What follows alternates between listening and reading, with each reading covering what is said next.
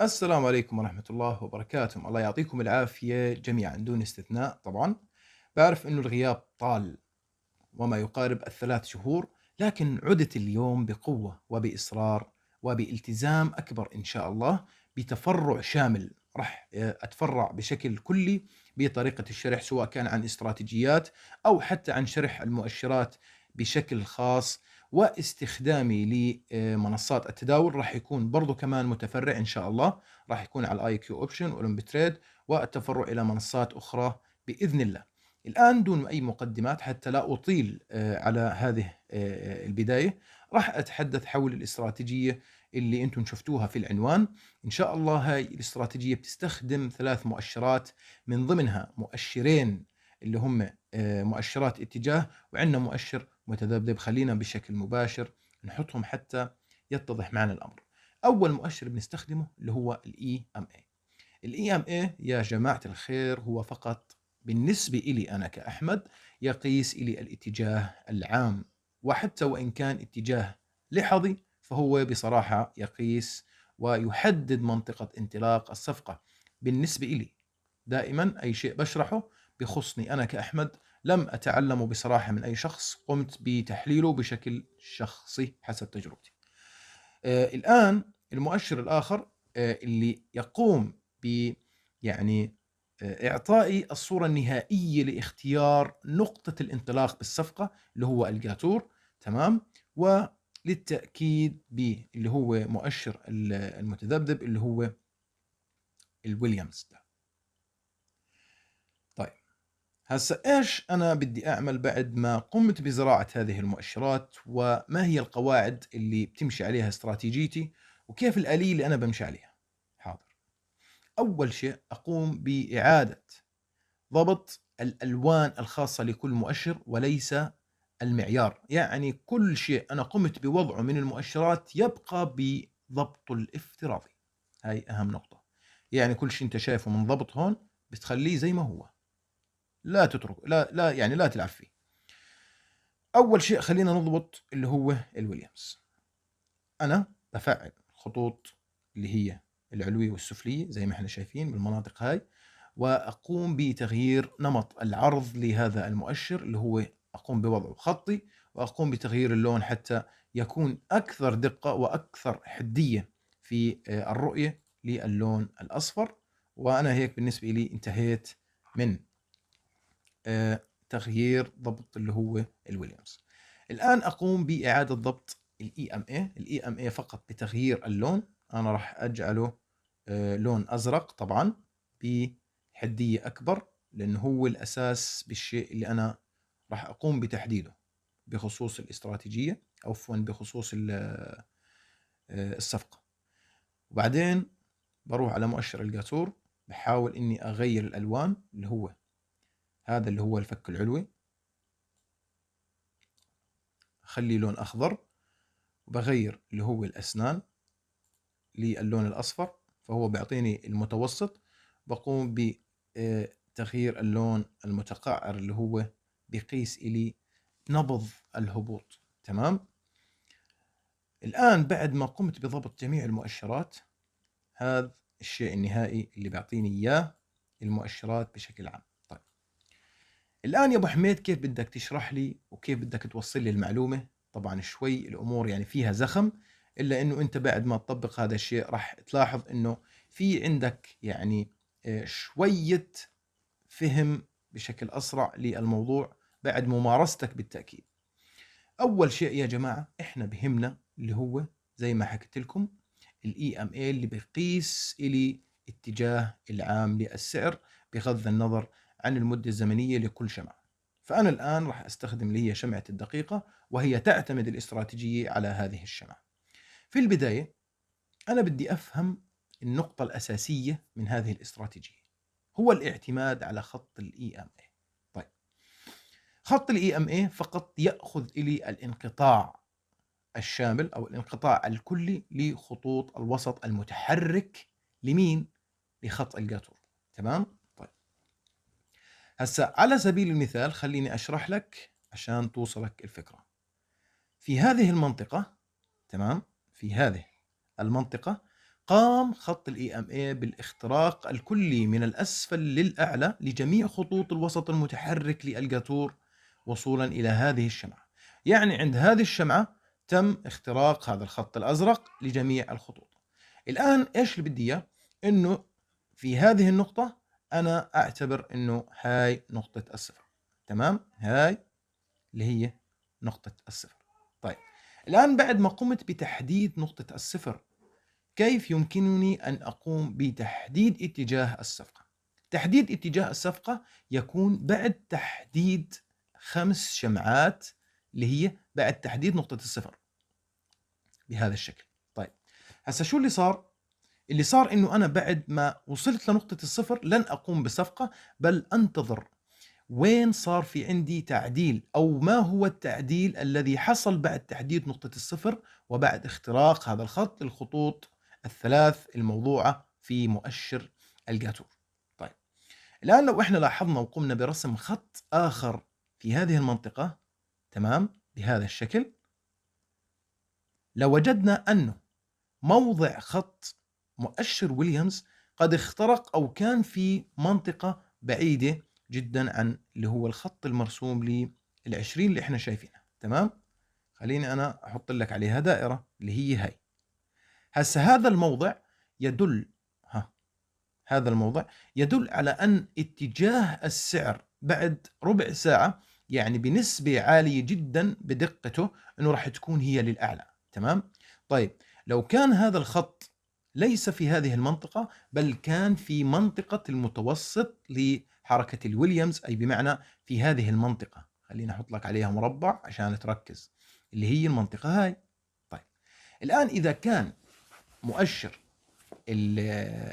الويليامز تحديدا في هذه النقطة، فمباشرة أعلم أنه هذا التعديل هو منكسر، وسوف يقوم السعر بانكسار نفسه أو اتجاه عكسي اللي هو للأسفل.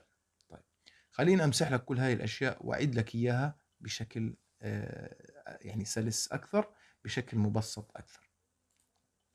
خلينا الآن نروح على مثال آخر. خلينا نيجي على هذا المثال لأنه مثال واضح ومكان يعني جدا واضح للشرح. الآن إحنا عرفنا إنه خط الEMA اللي هو الخط الأزرق هو خط الأساس بتحديد إيش؟ بتحديد منطقة اللي هو الاختراق. منطقة الاختراق أول ما اخترق عنا اللي هو الخط الأول، الخط الثاني، الخط اللي هو الثالث، أصبح الآن خط الEMA خط حر مخترق لثلاث خطوط اللي هي المتوسط المتحرك لجميع خطوط الجاتور. أصبح في عندي النقطة هاي، تمام، اللي هي هاي. هون صار في عنا اللي هو الاختراق. تمام. طيب هسا بعد هذا الاختراق أقوم بانتظار 5 شمعات، لأنه في هذه الشمعات هي اللي بتحدد لي الانكسار أو تعديل السعر. يعني التعديل دائما بصير في هذه النقاط. هسا لو إحنا عدينا من هذه المنطقة اللي هي 5 شمعات، تمام، لو مثلا عملنا بهذا الشكل، وهي 3 4 هي 5. هسا في هذه المنطقة أقوم برسم خط آخر حتى أقوم بتحديد اللي هو خط الويليامز وين اتجاهه. إذا لاحظنا إنه منطقة أو وصول أو نقطة ارتكاز خط الويليامز اللي هو فوق خط المنطقة الحرة اللي هي هاي، فوق خط 20 اللي هو كان هون. طيب هذا دليل على أن السعر سوف يستمر في الصعود من هذه النقطة. طيب مدة الصفقة اللي هي 15 دقيقة زي ما احنا شايفين. طيب هل إنه هذا القرار في كل صفقة يكون ناجح؟ بالتأكيد لا، ما في إشي اسمه استراتيجية 100%، لكن نسبة نجاحها نوعا ما عالية جدا. الآن في حالة الخسارة، هل يوجد مضاعفات يا أحمد؟ نعم، في مضاعفة واحدة لكن باتجاه عكسي للاتجاه الأساسي اللي أنت قمت فيه هاي صفقتك. طيب هسا كيف يعني؟ خلينا نروح على مثال حي عفوا على مثال، يعني بيعطيني فعلا انه انا لو قمت بصفقتي راح تكون صفقة خاسرة. تمام. طيب لو اجينا مثلا هون عند الاختراق، هذا كان الاختراق الاول، بدينا كان في منطقة علوية، لو اجينا في هذه المنطقة على سبيل المثال كان عندنا الاختراق الاول اللي هو في هذه المنطقة. تمام. وعدينا.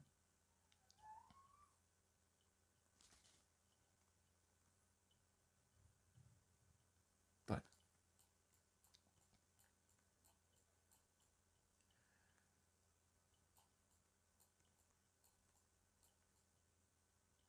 خلينا نقيس على هذه النقطة. تمام. خلينا نقيس على هذه النقطة. هسا أول شيء إحنا بننتظره من المؤشرات بشكل عام اللي هو كالتالي. أول شيء ننتظر مؤشر ال EMA اللي هو انقطاع كلي لجميع الخطوط المتوسطة للجاتور. هسا هون تم اختراق، شوفوا كيف هون اخترق خط واحد فقط، خط واحد اللي هو هون. هسا قام باختراق الخط الآخر اللي هو هون. طيب قام بتعديل نفسه ثم الصعود، أي بمعنى هذا الدليل على أنه كان يقوم بتعديل سعري لحظي لا أكثر، ثم قام بالنهوض مرة أخرى. طيب هسا هون ما تم الاختراق الكلي، أو ما صار عندنا اختراق كامل اللي إحنا بدنا إياه حتى نعتمد مؤشراتنا ونمشي عليها. طيب ماشي، خلينا نشوف وين صار الاختراق. خلينا نمشي. إذا بنلاحظ إنه عندنا 1 2، هاي الاختراق الثالث، هذه الشمعة الحرة اللي هو الاختراق الكلي لجميع الخطوط. وخلينا نضع الخط اللي هو من هذه الشمعة مباشرة. تمام. ونعد تمام 5 شمعات لهذه اللحظة، ونشوف انه تحت الاتجاه راح يكون هو اتجاه هابط من هذه النقطة بصفقة مدتها 15 دقيقة. خلينا نشوف الصفقة وين راح تكون من هذه اللحظة على سبيل المثال. زي ما احنا شايفين من هذه النقطة راح يكون عندنا صفقة رابحة. طيب خلينا نشوف إنه فرصة ونعمل فيها صفقة حية ونشوف النتائج اللي راح تصير معنا. طيب هسا عندنا هون اختراق كلي. تمام. صغر. هون عندنا اختراق كلي في هذه الشمعة. طيب هسا لو عدينا 3 4 5 هون كان عندنا وين السعر؟ كان عندنا في المنطقة اللي هي المنتصف. طيب هسه صفقتنا شو راح تكون؟ راح تكون صفقة صاعدة من هذه النقطة. طيب هسه راح منا 3 دقائق، قديش ضل دقيقة من ال 15؟ ضايل عندنا اللي هي 12 دقيقة. خليني أعمل صفقة من هون بمدة 12 دقيقة في 150، ونقول إيش من هذه النقطة؟ نقول بسم الله، وهي صفقة صاعدة. طيب خلينا ننتظر ونشوف النتائج اللي راح تصير على هذه الصفقة. الآن إحنا شفنا إنه كل الأمثلة اللي صارت كل الأمثلة اللي صارت على هذا الزوج اللي إحنا شرحناها كانت هي صفقات باتجاه خارق، أو اتجاه يعني بموضع هذا الخط كان خارج حدود الخطين. فخلينا نشوف النتائج لهذه الصفقة.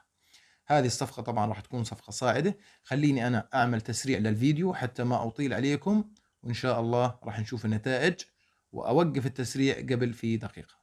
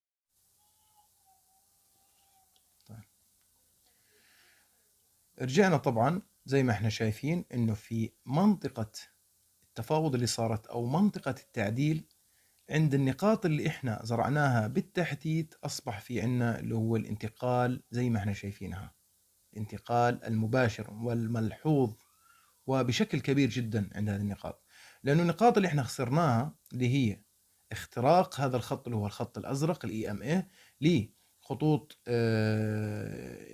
الجاتور، تمام، الاختراق الكلي، وبعد ما إحنا حددنا من من الشمعات ال5 كموقع اللي هو خط الويليامز وين موقعه بالضبط، فهذا الفرق اللي هو فرق التنقل للقنوات السعرية، هذا هو بيعطينا فرق التنقل للقنوات السعرية لتحديد الاتجاه الصحيح والنقي. فلذلك أنا بسميها هاي اللي هو الاتجاه النقي للسعر، اللي هي استراتيجية الاتجاه النقي. لذلك إذا بنلاحظ الآن هو ارتد للأسفل، راح تنتهي هاي في ربح، ومن ثم يعاود، شو زي ما احنا شايفين، ثم يعاود الانطلاق الآن للأعلى. طب خلينا نراقب الآن كيف راح ينطلق وينعكس بشكل كبير مع زي ما احنا شايفين هاي اللي هو بنفس اختراق هذه الشمعة.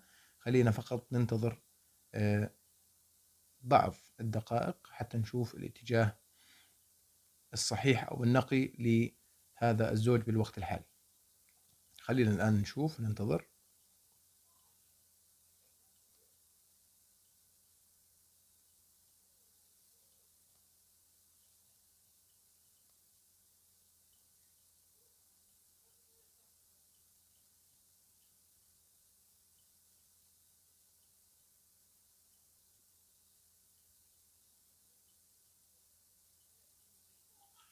طيب حتى لا أطيل مدة الفيديو، حاول أنك ترجع لهذا الوقت، هي الوقت زي ما احنا شايفين تحت، حاول ترجع وتحدد اللي هي من وقت هذه الشمعة، وشوف الاتجاه وين راح يستمر في يعني في الربع ساعة القادمة.